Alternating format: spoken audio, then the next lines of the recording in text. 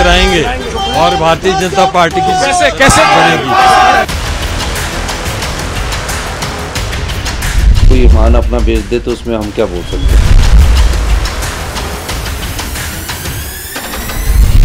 क्या हिमाचल में कांग्रेस की सरकार गहरे संकट में घिर गई है? क्या राज्यसभा सीट हारने के बाद अब कांग्रेस के सामने सरकार बचाने का संकट है?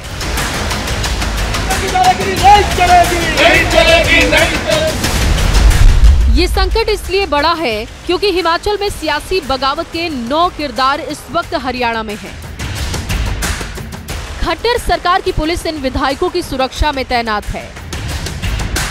कांग्रेस के जिन विधायकों ने क्रॉस वोटिंग की है उनमें धर्मशाला के विधायक सुधीर शर्मा, सुजानपुर के विधायक राजेंद्र राणा, कुटलेहड़ के विधायक देवेंद्र भुट्टो, गगरेट के विधायक चैतन्य शर्मा, लाहौल स्पीति के विधायक रवि ठाकुर, बड़सर के विधायक इंद्रदत्त लेखनपाल। इसके अलावा 3 निर्दलीय विधायक हमीरपुर के आशीष शर्मा, देहरा के होशियार सिंह, नालागढ़ के केएल ठाकुर ने बीजेपी उम्मीदवार के पक्ष में मतदान किया है। अब ये विधायक बीजेपी के साथ है और इसीलिए बीजेपी दावा कर रही है कि जल्द ही सुक्खू सरकार गिर जाएगी। ये मेरी विक्ट्री नहीं है, ये भारतीय जनता पार्टी की विक्ट्री है। अब आगे क्या रणनीति होगी बीजेपी की? क्या राज्य में आप लोग बिल्कुल सुक्खू सरकार गिराएंगे। कांग्रेस को भी संकट का अंदाजा है, इसीलिए कांग्रेस आला कमान एक्टिव है। सूत्रों के मुताबिक हिमाचल संकट पर कांग्रेस अध्यक्ष मल्लिकार्जुन खड़गे ने राहुल गांधी से बात की है। कांग्रेस ने विधायकों की नाराजगी की वजह जानने के लिए डीके शिव कुमार और भूपेंद्र सिंह हुड्डा को हिमाचल भेजने का ऐलान किया है। दोनों नेता आज दोपहर तक हिमाचल पहुंचेंगे और विधायकोों से बात करेंगे।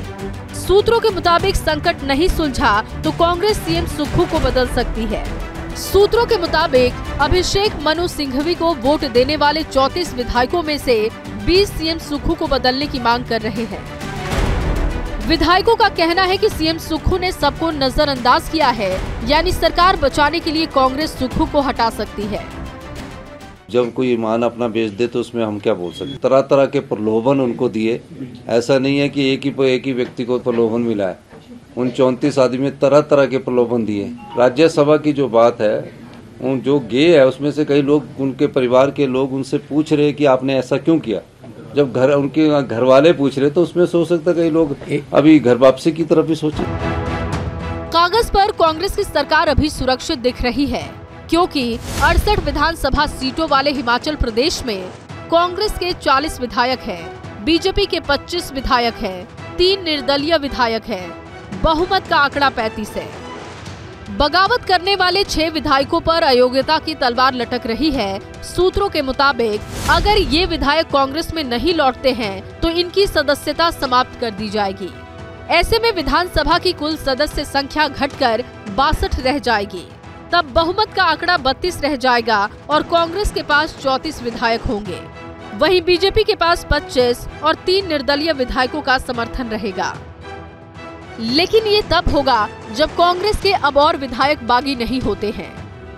वहीं बीजेपी अब सदन में सरकार को गिराने की तैयारी कर रही है। दरअसल हिमाचल प्रदेश में विधानसभा का बजट सत्र चल रहा है। बीजेपी बजट पर वोट डिवीजन चाहती है। बीजेपी चाहती है कि वोटिंग के जरिए बजट पास कराया जाए।